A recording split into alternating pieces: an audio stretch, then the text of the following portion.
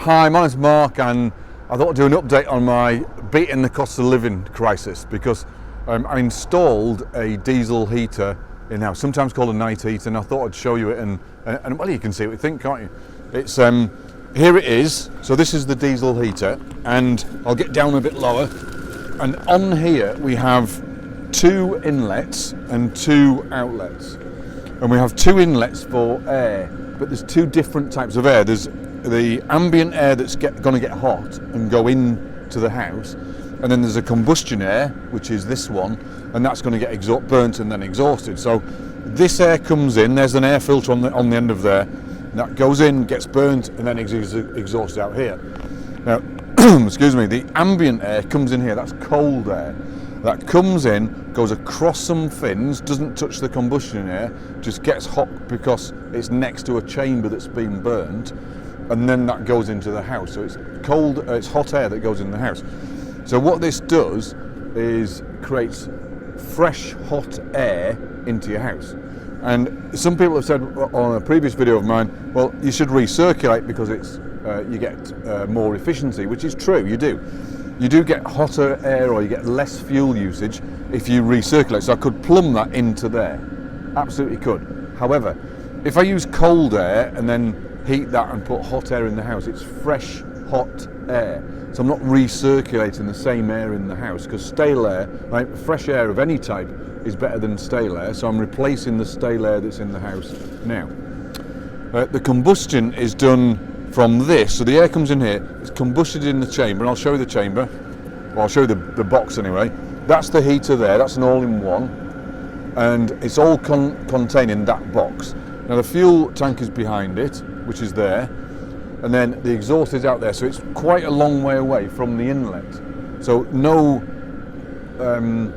burnt, combusted, exhausted air can go into the house. It's a completely separate thing.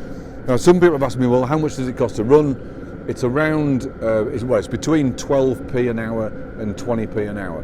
Now, I've said mine, I've got another one of these, which is a smaller one. This is a 5 kilowatt, and the other one is a 2 kilowatt in the conservatory.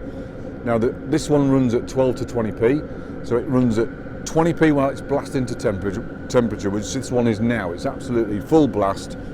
It's no louder than a condensing boiler in a house, and you can't see it now, but I've got a condensing boiler exit or exhaust on the wall, on the other wall on the other side of the door, and it's no louder than that. It's the same loudness, and when it quietens down, when it gets the temperature inside, it'll be even quieter. You can't actually hear it, and inside, of course, you can't hear it at all. It's just a little fan that you can hear.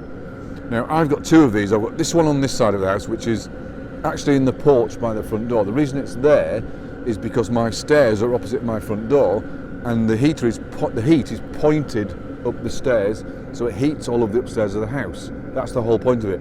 Now, what I've got is I've got a U-pipe, which is a bendy, it's one of these, but flexible, that attaches onto the end. I can bend it around into the living room, and I can just blast the living room if we're all watching a movie. We can blast the air into the living room and watch a movie in complete comfort.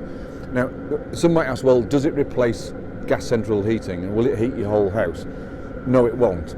A central heating system is about 30 kilowatts, or somewhere between 20 and 30 kilowatts.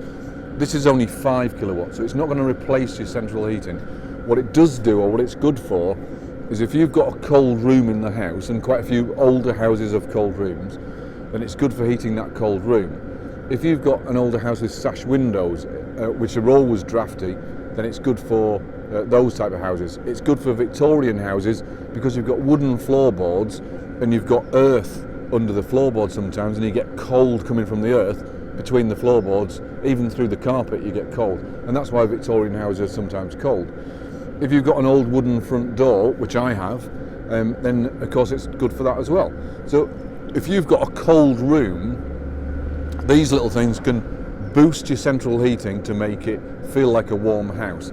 It doesn't replace central heating, as I say. I've got to make that incredibly clear. This is only 5 kilowatts. A central heating system is between 20 and 30 kilowatts, so it's not going to replace your central heating, and it won't heat the whole house. What it does do, though, is boost a cold room, boost a cold area, make it nice and cosy for you, keeps you warm in winter, and it's not as expensive as you think. These units are about £100, £150, And then I've got a couple of ancillaries on there. I've got a slightly bigger tank. I've got a slightly bigger tank in the one in the back, so I've got 2 of these, and extra length exhaust pipes to make it go where I want it to go, so I know it's safe. I've got a carbon monoxide detector, or is it dioxide? I can't remember. It's either monoxide or dioxide. I can't remember which. I've got one of those detectors in the area where the most air is. You know, because you want to keep your family safe, right? So this is the diesel heater. As I say, not a replacement for gas. It's a booster for your gas central heating, or if you're in a cold house, drafty house, Victorian house, old house, it will make your house nice and cosy for very little expense. So I hope that helped. If you've got any questions, by all means put them in the comments. I'll try and answer them. I answer them all on my last few videos. So my name's Mark, and I'll speak to you soon.